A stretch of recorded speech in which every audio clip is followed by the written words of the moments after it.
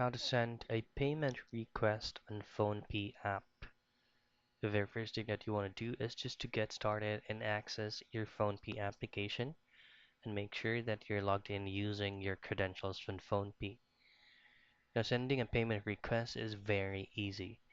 All you have to do first, once you have successfully logged in on your dashboard, just simply pull up or choose on option that says transfer money or send money.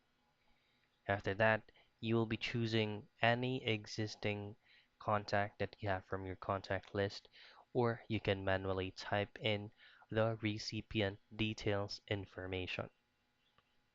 After that, all I have to do next is just to enter the specific amount of the payment request, and that's the time that you are sending it to with the confirmation. Now, if this payment request was successful, you will receive a confirmation out of those process from your transaction history. And that's it. That's how you send a payment request on Phone P.